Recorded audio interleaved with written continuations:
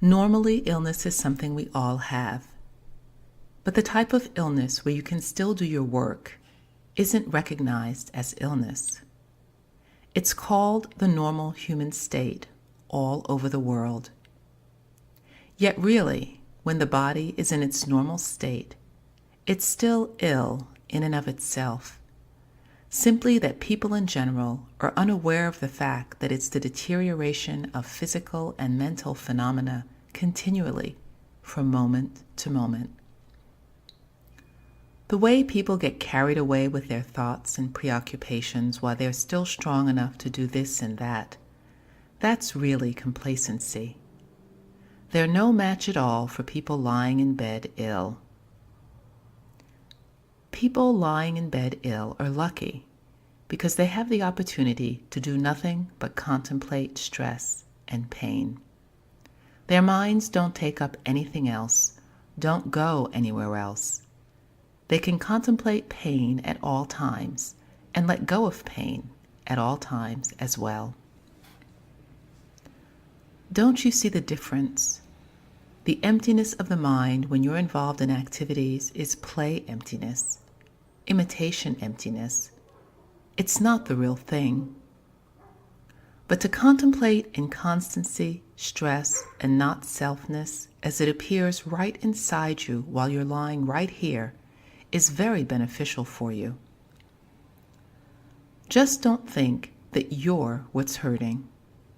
Simply see the natural phenomena of physical and mental events as they pass away, pass away. They're not you. They're not really yours. You don't have any control over them. Look at them. Exactly where do you have any control over them? This is true for everyone in the world. You're not the only one to whom it's happening. So whatever the disease in your body, it isn't important. What's important is the disease in the mind. Normally, we don't pay too much attention to the fact that we have diseases in the minds, the diseases of defilement, craving, and attachment. We pay attention only to our physical diseases, afraid of all the horrible things that can happen to the body. But no matter how much we try to stave things off with our fears, when the time comes for things to happen, no matter what medicines you have to treat the body, they can give you only temporary respite. Even the people in the past who didn't suffer from heavy diseases are no longer with us. They've all had to part from their bodies in the end. So when you continually contemplate in this way, it makes you see the truth of inconstancy, stress, and not selfness correctly within you. And you'll have to grow more and more disenchanted with things, step by step. When you give it a try and let go, who's there? Are you the one hurting, or is it simply an affair of the Dhamma? You have to examine this very carefully to see that it's not really you that's hurting. The disease isn't your disease. It's a disease of the body, a disease of physical form. In the end, physical form and mental events have to change to be stressful in the change, to be not self in the change and the stress. But you must focus on them, watch them, and contemplate them so that they're clear. Make this knowledge really clear, and right there is where you'll gain release from all suffering and stress. Right there is where you'll put an end to all suffering and stress. As for the aggregates, they'll continue to arise, age, grow ill, and pass away in line with their own affairs. When their causes and conditions run out, they die and go into their coffin. Some people, when they're healthy and complacent, die suddenly and unexpectedly without knowing what's happening to them. Their minds are completely oblivious to what's going on. This is much worse than the person lying ill in bed who has pain to contemplate as a means of developing disenchantment. So you don't have to be afraid of pain. If it's going to be there, let it be there, but don't let the mind be in pain with it. And then look, right now, is the mind empty of me and mine? Keep looking on in. Keep looking on in so that things are really clear, and that's enough. You don't have to go knowing anything anywhere else. When you can cure the disease or the pain lightens, that's something normal. When it doesn't lighten, that's normal too. But if the heart is simply empty of me and mine, there will be no pain within it. As for the pain of the aggregates, don't give it a second thought. So see yourself as lucky, lying here dealing with the disease. You have the opportunity to practice insight meditation with every moment. It doesn't matter whether you're here in the hospital or at home. Don't let there be any real sense in the mind that you're in the hospital or at home. Let the mind be in the emptiness, empty of all labels and meanings. You don't have to label yourself as being anywhere at all. This is because the aggregates are not where you are. They're empty of any indwelling person. They're empty of any me or mine. When the mind is like this, it doesn't need anything at all. It doesn't have to be here or go there or anywhere at all. This is the absolute end of suffering and stress. The mind, when it doesn't get engrossed with the taste of pleasure or pain, is free in and of itself, in line with its own nature. But I ask that you watch it carefully, the behavior of this mind as it's empty, in line with its own nature, not concocting any desires for anything, not wanting pleasure or trying to push away pain. When the mind is empty in line with its nature, there's no sense of ownership in it. There are no labels for itself. No matter what thoughts occur to it, it sees them as insubstantial, as empty of self. There's simply a sensation that then passes away. A sensation that then passes away, and that's all. You have to watch the phenomena that arise and pass away. In other words, you have to watch the phenomenon of the present continuously, and the mind will be empty in that it gives no meanings or labels to the arising and passing away. As for the arising and passing away, that's a characteristic of the aggregates that has to appear as part of their normal nature. Simply that the mind isn't involved, doesn't latch on. This is the point you can make use of. You can't go preventing pleasure and pain. You can't keep the mind from labeling things and forming thoughts. But you can put these things to a new use. If the mind labels a pain saying, "I hurt," you have to read the label carefully, contemplate it until you see that it's wrong. If the label were right, it would have to say that the pain isn't me, it's empty. Or if there's a thought that I'm in pain, this type of thinking is also wrong. You have to take a new approach to your thinking to see that thinking is in constant stressful and not yours. So whatever arises, investigate and let go of what's right in front of you. Just make sure that you don't cling, and the mind will keep on being empty in line with its nature. If no thoughts are bothering you, there may be strong pain, or the mind may be developing an abnormal mood. But whatever is happening, you have to look right in, look all the way into the sensation of the mind.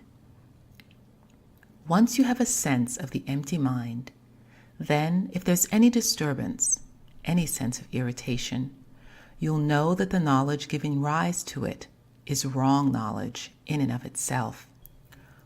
Right knowledge will immediately take over, making the wrong knowledge disband. In order to hold continuously to this foundation of knowing, You first have to start out by exercising restraint over the mind, at the same time that you focus your attention and contemplate the phenomenon of stress and pain. Keep this up until the mind can maintain its stance in the clear emptiness of the heart. If you can do this all the way to the end, the final disbanding of suffering will occur right there, right where the mind is empty. But you have to keep practicing at it continuously. Whenever pain arises, regardless of whether it's strong or not, don't label it or give it any meaning. Even if pleasure arises, don't label it as your pleasure. Just keep letting go, and the mind will gain release, empty of all clinging or attachment to selfness with each and every moment. You have to apply all your mindfulness and energy to this at all times. You should see yourself as fortunate that you're lying here ill, contemplating pain, for you have the opportunity to develop the path in full measure, gaining insight and letting things go. Nobody has a better opportunity than what you have right now. People running around, engaged in their affairs, even if they say their minds are disengaged, they're really no match for you. A person lying ill in bed has the opportunity to develop insight with every in and out breath. It's a sign that you haven't wasted your birth as a human being, you know, because you're practicing the teachings of the Lord Buddha to the point where you gain clear knowledge into the true nature of things in and of themselves. The true nature of things on the outside level refers to the phenomenon of the present, the changing of the five aggregates. You can decipher their code until you get disenchanted with them, lose your taste for them, and then let them go. When the mind is in this state, the next step is to contemplate it skillfully to see how it's empty, all the way to the ultimate emptiness, the kind of emptiness that goes clearly into the true nature lying most deeply inside, where there's no concocting of thoughts, no arising, no passing away, no changing at all. When you see correctly the nature of things on the outer level, until it's all clear to you, the mind will let go. That's when you automatically see clearly the nature of what lies on the inner level, empty of all cycling through birth and death, with nothing concocted at all. The emptiest extreme of emptiness, with no labels, no meanings, no clingings or attachments. All I ask is that you see this clearly within your own mind. The ordinary emptiness of the mind is useful on one level, but that's not all there is. True emptiness is empty until it reaches the true nature of things on the inner level, something really worth ferreting out, really worth coming to know. This is something you have to know for yourself. There are no words to describe it, but we can talk about it by way of guidance, because it may happen that ultimately you let go of everything in what's called disbanding without trace. The mind's point of disbanding without trace, if you keep developing insight every day, every moment like this, will happen on its own. The mind will know on its own. So don't let the mind bother itself by getting preoccupied with pleasure or pain. Focus on penetrating into the mind, in and of itself, relentlessly. Do you see how different this is from when you're running around strong and healthy, thinking about this, that, and the other thing? This is why there's no harm in having lots of pain. The harm is in our stupidity in giving labels and meanings to things. People in general tend to reflect on the fleeting nature of life with reference to other people. When someone else grows sick or dies, but they rarely reflect on the fleeting nature of their own lives. Or else they reflect for just a moment and then forget all about it, getting completely involved in their other preoccupations. They don't bring these truths inward to reflect on the inconstancy occurring within themselves with every moment. The fact that they can still do this and that, think this and that, say this and that, makes them lose all perspective. When you practice insight meditation, it's not something that you take a month or two off to do on a special retreat. That's not the real thing. It's no match for what you're doing right now. For here, you can do it all day, every day, and all night, except when you sleep. Especially when the pain is strong, it's really good for your meditation because it gives you the chance to know once and for all what inconstancy is like, what stress and suffering are like, what your inability to control things is like.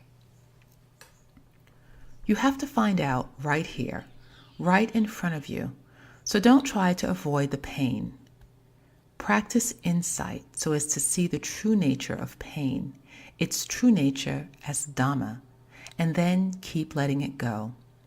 If you do this, there's no way you can go wrong, because this is the way to release from suffering. And it's something you have to do before you die, you know. Not something you wait to do when you die or are just about to die. It's something you simply keep on doing, keep on inciting. When the disease lessens, you incite it. When it grows heavy, you incite it.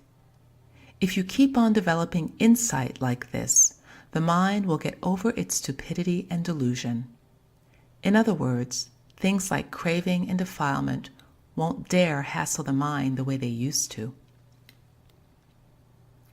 So you have to give it your all of your mindfulness, all of your energy, so that you have the opportunity to practice the Dhamma. Let this be your last lifetime. Don't let there be anything born again. If you're born again, things will come back again just as they are now, the same old stuff, over and over and over again. Once there's birth, there has to be aging, illness, and death, in line with your defilements, experiencing the good and bad results they keep churning out. It's a cycle of suffering. So the best thing is to gain release from birth. Don't let yourself want anything anymore. Don't let yourself want anything anymore, for all your wants fall in what's inconstant, stressful, and not self. Wanting is simply a form of defilement and craving. You have to disband these things right at the instigator, the wanting that's nothing but craving for sensuality, craving for becoming, or craving for no becoming, the germs of birth in the heart. So focus in and contemplate at the right spot, seeing that even though craving may be giving rise to birth at sensory contact, you can set your knowing right at the mind, right at consciousness itself, and let there be just the knowing that lets go of knowing. This is something to work at until you have it mastered. Setting your knowing at the mind, letting go of knowing like this is something very special. There's no getting stuck, no grabbing hold of your knowledge or views. If the knowledge is right, you let go. If the knowledge is wrong, you let it go. This is called knowing, letting go of knowing without going and getting entangled. This kind of knowing keeps the mind from latching on to whatever arises. As soon as you know something, you let it go. As soon as you know something, you've let it go. The mind just keeps on staying empty, empty of mental fabrications and thoughts, empty of every sort of illusion that could affect the mind. It quickly sees through them and lets them go, knows and lets them go, without holding on to anything. All it has left is the emptiness. You've already seen results from your practice, step by step, from contemplating things and letting them go, letting go even of the thought that you are the one in pain, that you are the one who's dying. The pain and the dying are an affair of the aggregates, pure and simple. When this knowledge is clear and sure, that it's not my affair, there's no me in there, there's just an empty mind, empty of any label for itself. This is the nature of the mind, free of the germs that used to make it assume this and that. They're dead now. Those germs are now dead because we've contemplated them. We've let them go. We've set our knowing right at the mind and let go of whatever knowing has arisen, all along to the point where the mind is empty, clear, in and of itself. Consciousness, when you're aware of it inwardly, arises and passes away by its very own nature. There's no real essence to it. This is what you see when you look at the elemental property of consciousness, Vijnana Dhatu, pure and simple. When it's not involved with physical and mental phenomena, it's simply aware of itself, aware, pure and simple. That's called the mind pure and simple, or the property of consciousness, pure and simple, in and of itself, and it lets go of itself. When you're told to know and to let go of the knowing, it means to know the consciousness that senses things and then lets go of itself. As for the aggregate of consciousness, Vijnana Khanda, that's a troublemaking consciousness. The germs that keep piling things on lie in this kind of consciousness, which wants to hang on to a sense of self. Even though it can let go of physical pain or of physical and mental events in general, it still hangs on to a sense of self. So when you're told to know the letting go of knowing, it means to let go of this kind of consciousness to the point where consciousness has no label for itself. And that's when it's empty. If you understand this and can straighten out the heart and mind from this angle, there won't be anything left. Pain, suffering, stress, all your preoccupations will become entirely meaningless. There will be no sense of good or bad, or anything at all. Dualities will no longer be able to have an effect. If you know in this way, the knowing that lets go of knowing, consciousness pure and simple, it prevents any possible fashioning of the mind. The dualities that fashion good and bad, there's really nothing to them. They arise, and that's all there is to them. They disband, and that's all there is to them. So now we come to know the affairs of the dualities that fashion the mind into spirals, that fashion the mind or consciousness into endless cycles. When you know the knowing that lets go of knowing, right at consciousness in and of itself, dualities have no more meaning. There's no more latching on to the labels of good and bad, pleasure and pain, true and false, or whatever. You just keep on letting go. Even this knowing that lets go of knowing has no label for itself, saying, I know, or I see.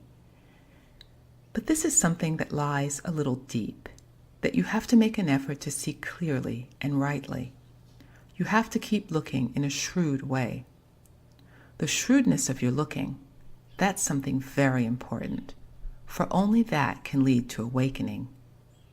Your knowledge has to be shrewd, skillful.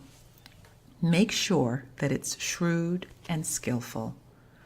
Otherwise, your knowledge of the true nature of things on the inner or outer levels won't really be clear. It'll get stuck on only the elementary levels of emptiness, labeling and latching onto them in a way that keeps piling things on. That kind of emptiness simply can't compare with this kind, the knowing that lets go of knowing right at consciousness, pure and simple. Make sure that this kind of knowing keeps going continuously, but if you slip for a moment, just get right back to it. You'll see that when you don't latch on to labels and meanings, thoughts of good or bad will just come to a stop. They'll disband. So when the Buddha tells us to see the world as empty, this is what we see. The emptiness lies in the fact that the mind doesn't give meaning to things, doesn't fashion things, doesn't cling. It's empty right at this kind of mind. Once you're correctly aware of this kind of empty mind, you'll no longer get carried away by anything at all. But if you don't really focus down like this, there will only be a little smattering of emptiness. And then you'll find yourself getting distracted by this and that, spoiling the emptiness. That kind of emptiness is emptiness in confusion. You're still caught up in confusion because you haven't contemplated down to the deeper levels. You simply play around with emptiness, and that's all. The deeper levels of emptiness require that you focus in and keep on looking until you're thoroughly clear about the true nature of things in the phenomenon of the present arising and disbanding right in front of you. This kind of mind doesn't get involved. It doesn't latch on to meanings or labels. If you see this kind of emptiness correctly, there are no more issues, no more labels for anything in this heap of physical and mental phenomena. When the time comes for it all to fall apart, there's nothing to get excited about, nothing to get upset about. For that's the way it has to go by its nature. Only if we latch onto it will we suffer. The Dhamma is right here in our body and mind, simply that we don't see it, or that we see it wrongly, latching on and making ourselves suffer. If we look at things with the eyesight of mindfulness and discernment, what is there to make us suffer? Why is there any need to fear pain and death? Even if we do fear them, what do we accomplish? Physical and mental phenomena have to go their own way, inconstant in their own way, stressful in their own way, beyond our control in their own way. So what business do we have in reaching out and latching on and saying that their stress and pain is our stress and pain? If we understand that the latching on is what makes us suffer over and over again with each and every breath, then all we have to do is let go, and we'll see how there is release from suffering right before our very eyes. So keep on looking in to know in this way I've described, right at the mind. But don't go labeling it as a mind or anything at all. Just let there be things as they are, in and of themselves, pure and simple. That's enough. You don't need to have any meanings or labels for anything at all. That will be the end of all suffering.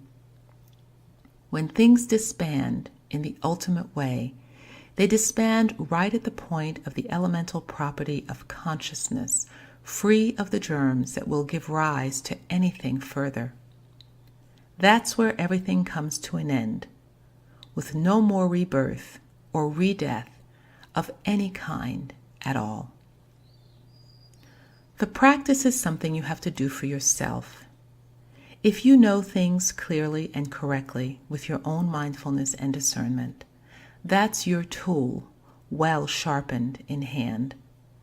If the mind is trained to be sharp with mindfulness and discernment as its tool for contemplating itself, then defilement, craving, and attachment will keep getting weeded out and cleared away. You can look and see from the amount you've already practiced. Aren't they already cleared away to some extent? The mind doesn't have to worry about anything, doesn't have to get involved with anything. Let go of everything outside, and then keep letting go until the mind lets go of itself. When you do this, how can you not see the great worth of the Dhamma? So I ask that this mind empty of attachment, empty of any sense of self whatsoever, be clear to you until you see that it's nothing but Dhamma. Get so that it's nothing but Dhamma, perfectly plain to your awareness. May this appear to you as it is on its own with each and every moment. Listening to the Dhamma when the mind has already reached a basic level of emptiness is very useful. It's like an energizing tonic. For when we're sick, there's bound to be pain disturbing us. But if we don't pay it any attention, it simply becomes an affair of the body without involving the mind at all. Notice this as you're listening. The mind has let go of the pain to listen to the words, leaving the pain to its own affairs. The mind is empty. Once the mind honestly sees the truth that all fabricated things are inconstant, it will have to let go of its attachments. The problem here is that we haven't really seen this or haven't yet reflected on it in a skillful way. Once we do, though, the mind is always ready to grow radiant. Clear knowing makes the mind immediately radiant. So keep careful watch on things. Even if you don't know very much, just be aware of the mind as it maintains a balance in its basic level of neutrality and emptiness. Then it won't be able to fashion the pains in the body into any great issues, and you won't have to be attached to them. So keep your awareness of the pain right at the level where it's no more than a mere sensation in the body. It can be the body's pain, but don't let the mind be in pain with it. If you do let the mind be in pain with it, that will pile things on, layer after layer. So the first step is to protect the mind, to let things go, then turn inward to look for the deepest, innermost part of your awareness and stay right there. You don't have to get involved with the pains outside. If you simply try to endure them, they may be too much for you to bear. So look for the aspect of the mind that lies deep within, and you'll be able to put everything else aside.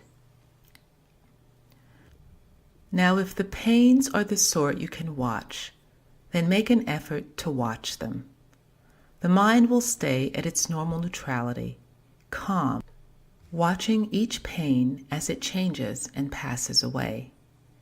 But if the pain is too extreme, then turn around and go back inside.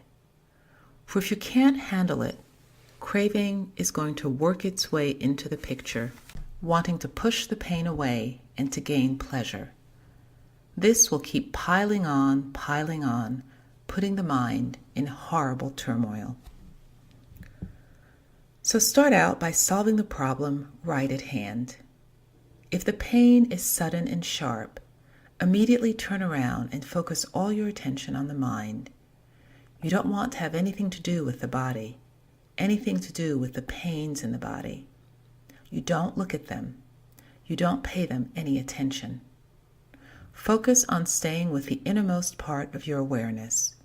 Get to the point where you can see the pure state of mind that isn't in pain with the body, and keep it constantly clear. Once this is constantly clear, then no matter how much pain there is in the body, It's simply an affair of mental and physical events. The mind, though, isn't involved. It puts all these things aside. It lets go. When you're adept at this, it's a very useful skill to have, for the important things in life don't lie outside. They lie entirely within the mind. If we understand this properly, we won't have to go out to grab this or that. We won't have to latch on to anything at all. Because if we do latch on, we simply cause ourselves needless suffering. The well-being of the mind lies at the point where it doesn't latch on to anything, where it doesn't want anything. That's where our well-being lies, the point where all suffering and stress disband right at the mind. If we don't really understand things, though, the mind won't be willing to let things go. It will keep on holding tight, for it finds so much flavor in things outside. Whatever involves pain and stress, that's what it likes. We have to focus on contemplating and looking at the illusions in the mind, the wrong knowledge and opinions that cover it up and keep us from seeing the aspects of the mind that's empty and still by its own internal nature. Focus on contemplating the opinions that give rise to the complicated attachments that bury the mind until it's in awful straits. See how mental events, feelings, perceptions, and thought fabrications condition the mind, condition the property of consciousness until it's in terrible shape. This is why it's so important to ferret out the type of knowing that lets go of knowing, that knows the property of consciousness pure and simple when mental events haven't yet come in to condition it, or when it hasn't gone out to condition mental events. Right here is where things get really interesting, in particular the thought fabrications that condition consciousness. They come from ignorance, right?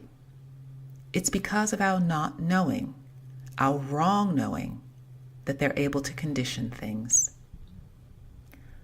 So I ask that you focus on this ignorance, this not knowing.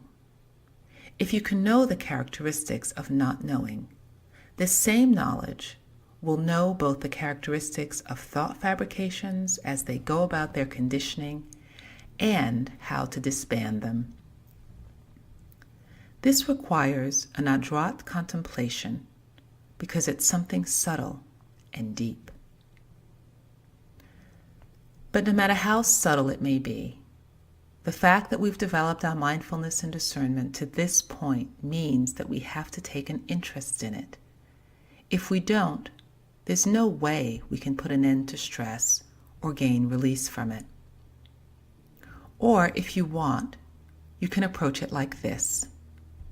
Focus exclusively on the aspect of the mind that's constantly empty. If any preoccupations appear to it, be aware of the characteristics of bare sensation when forms make contact with the eye or sounds with the ear, and so forth.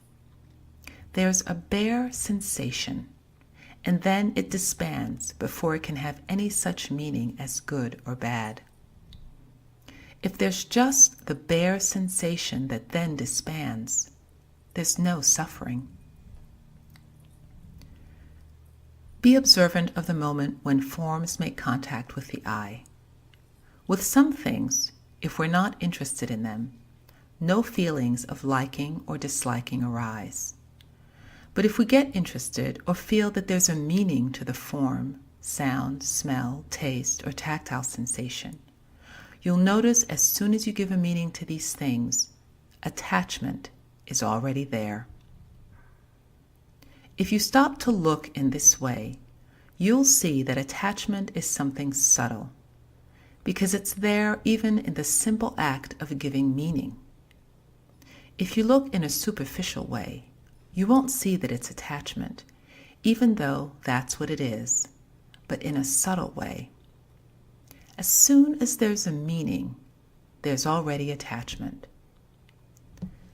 This requires that you have to be good and observant, because in the contact at the eyes and ears that we take so much for granted, many sleights of hand happen all at once, which means that we aren't aware of the characteristics of the consciousness that knows each individual sensation.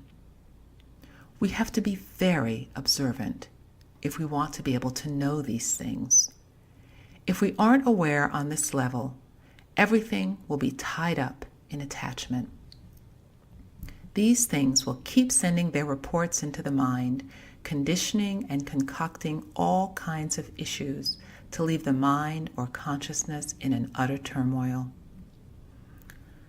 So if we want to look purely inside, we have to be very, very observant, because things inside are subtle, elusive, and sensitive.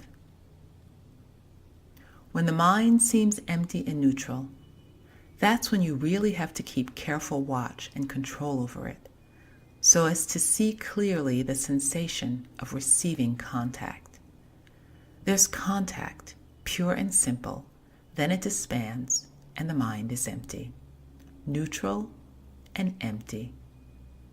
Once you know this, you'll know what the mind is like when it isn't conditioned by the power of defilement, craving, and attachment. And you can use this emptiness of the mind as your standard of comparison, and it will do you a world of good. Ultimately, you'll see the emptiness of all sensory contacts, as in the Buddhist teaching that we should see the world as empty. What he meant is that we observe bare sensations simply arising and passing away, knowing what consciousness is like when it does nothing more than receive contact. If you can see this, the next step in the practice won't be difficult at all, because you've established neutrality right from the start. The act of receiving contact is no longer complicated. The mind no longer grabs hold of things, no longer feels any likes or dislikes. It's simply quiet and aware all around within itself at all times. Even if you can do this much, you find that you benefit from not letting things get complex, from not letting them concoct things through the power of defilement, craving, and attachment. Even just this much gets rid of lots of problems.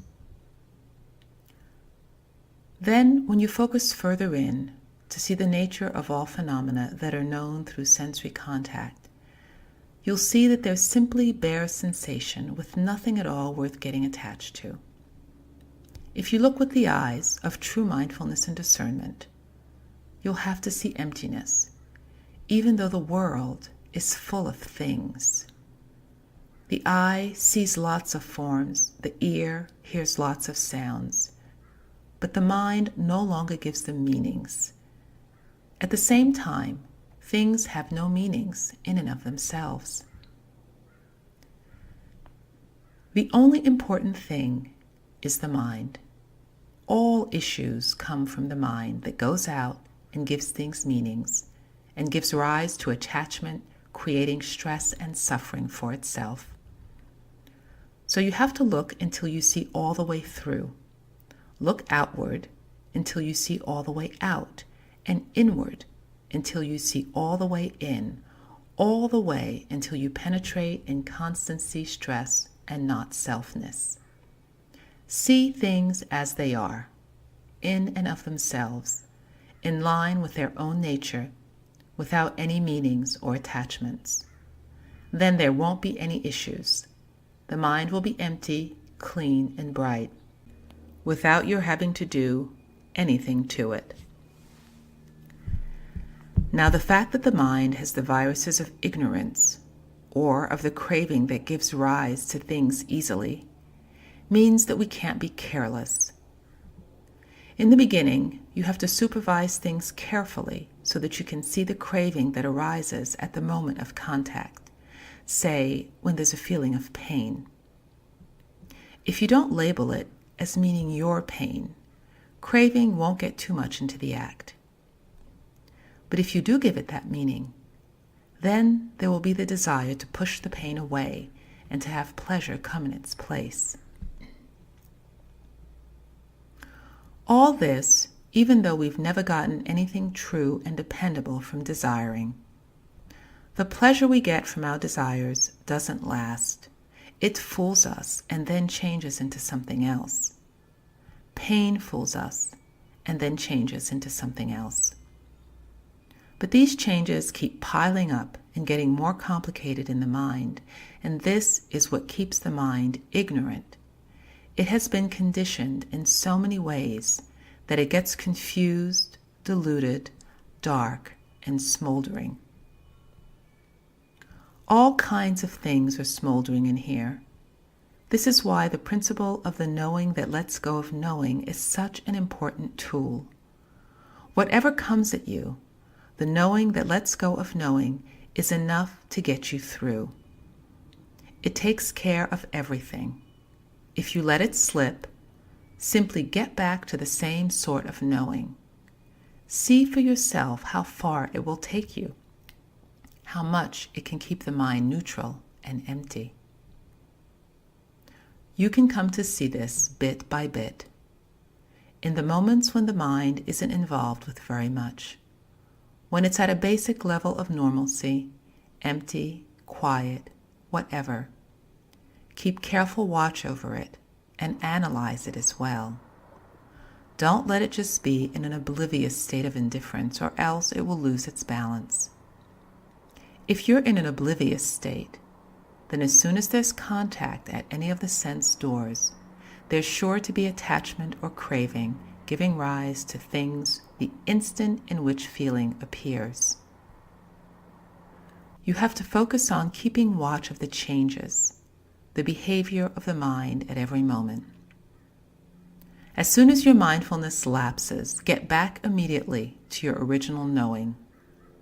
We're all bound to have lapses, all of us, because the effluent of ignorance, the most important of the effluents, is still there in the mind.